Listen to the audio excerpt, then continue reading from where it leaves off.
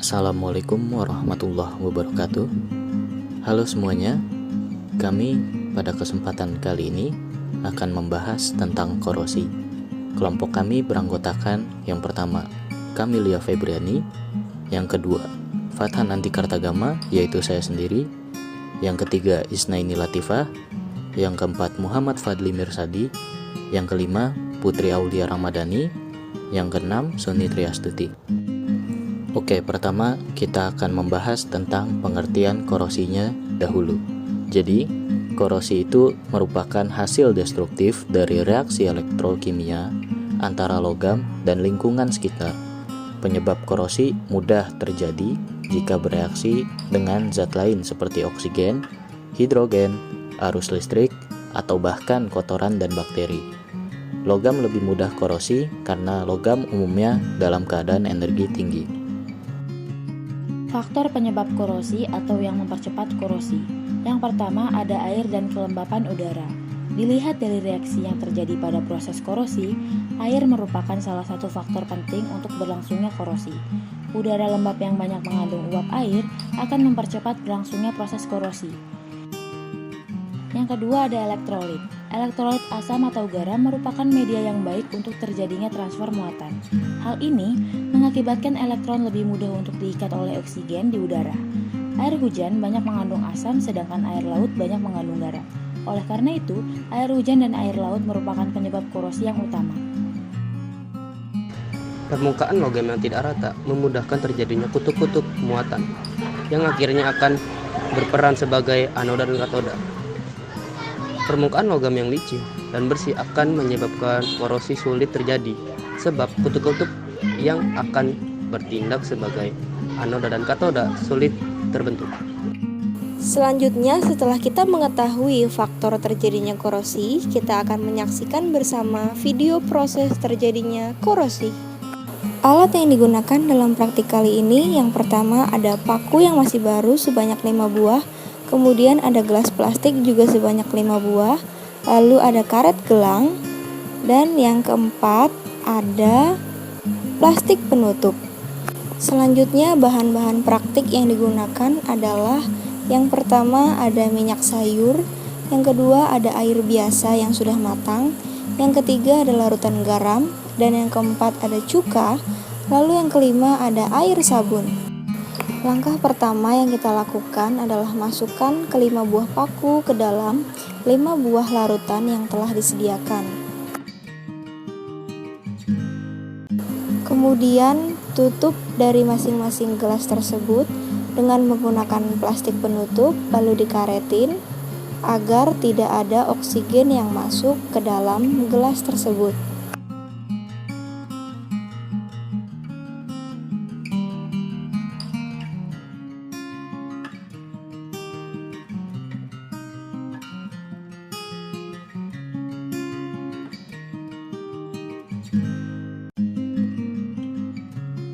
Setelah semuanya selesai ditutup, kemudian kita simpan kelima buah gelas ini, lalu kita tunggu sampai kurang lebih 5 hari untuk melihat apakah ada perubahan korosi pada kelima buah paku tersebut.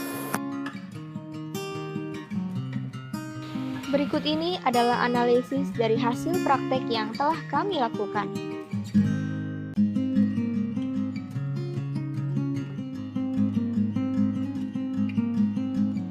Yang pertama ada paku yang dicelupin oleh minyak. Paku ini tidak berkarat pada larutan minyak sebab larutan minyak ini tidak mengandung oksigen dan larutan ini pula menghalangi kontak langsung antara logam di paku dengan oksigen di udara. Oleh karena itu, paku yang dilumuri oleh minyak dapat mencegah terjadinya perkaratan. Paku kedua ini paku yang direndam oleh air biasa. Kemudian paku ini mengalami perkaratan yang disebabkan karena adanya kontak langsung antara paku dengan air. Kemudian ada sisa-sisa oksigen yang bereaksi di dalam gelas tersebut. Paku yang ketiga adalah paku yang direndam pada larutan air garam. Konsentrasi dari basa jauh lebih tinggi ketimbang air biasa. Oleh karena itu, paku lebih cepat berkarat pada air garam. Hal ini dikarenakan adanya jembatan garam berfungsi sebagai penghantar elektrolit. Paku yang keempat adalah paku yang direndam di dalam air asam cuka. Paku ini tidak mengalami perkaratan, sedangkan bagian paku yang tidak terendam justru malah mengalami korosi atau perkaratan yang sangat besar.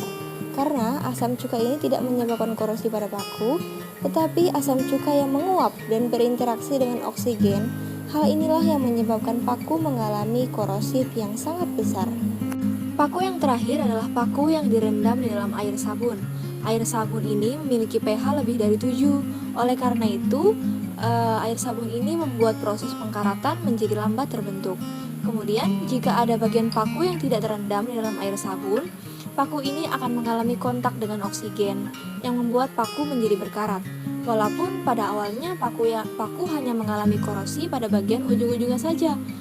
Akhirnya lama-kelamaan karat itu menyebar dan menutupi seluruh bagian paku.